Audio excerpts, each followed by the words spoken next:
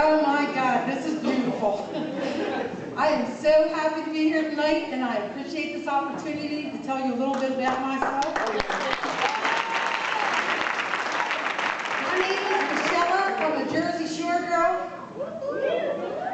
I've been living here in Delaware for about 18 years, and I must say, this is like one of the best days of my life to be able to have the nerve and the bellinis to get up here. My sweethearts in the audience, Ricky, we've been married 40 years. If you believe in commitment, I do.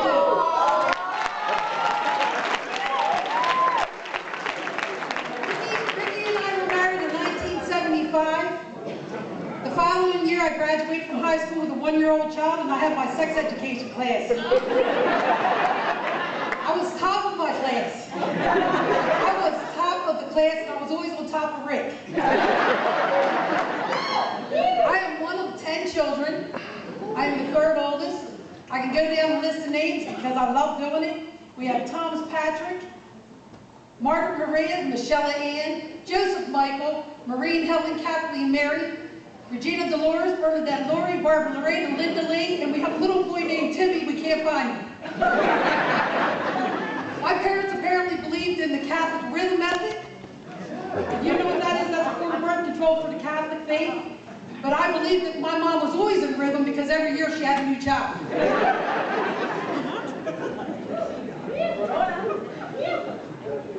Well, let me tell you a little bit about, now I'm getting nervous. I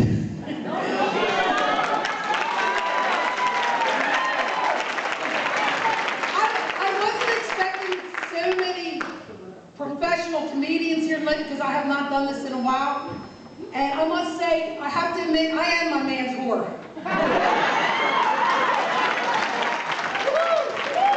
Yeah. One year, Daddy came home, that's why I call him Big Daddy. Daddy came home from sea.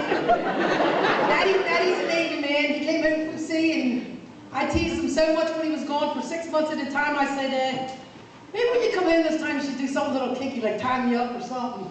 You know, something. So we had the water bed back then. It was in the 80s. And I remember him going behind the headboard and pulling up this big old dirty rope. And I just looked at him and I said, what are you doing?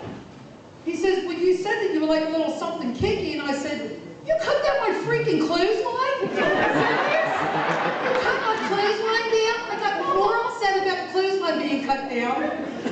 So, you know, it's just one of those things, you live and you learn. I shouldn't have teased him so much when he was gone.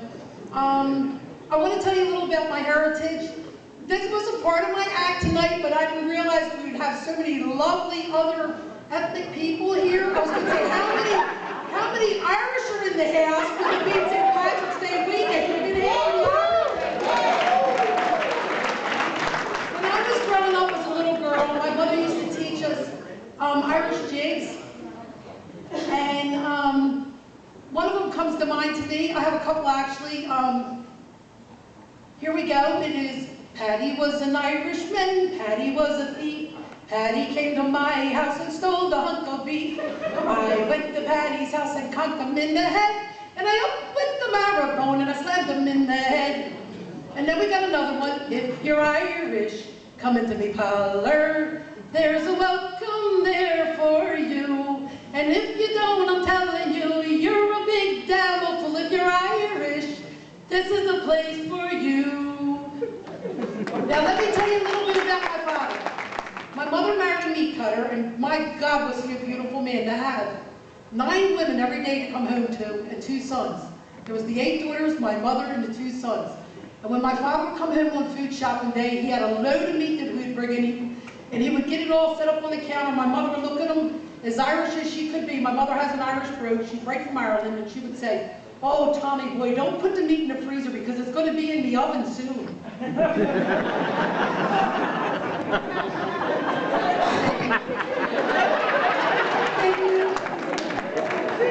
Well, before I came out here, I would say about maybe 2 nights ago, I have our oldest daughter. She came over and visited with us, and she said, Mom, what are you going to do with this comedy thing? She kept calling it a comedy thing. A lot of people aren't comfortable with a mom that's 56 going out and doing comedy. And I said,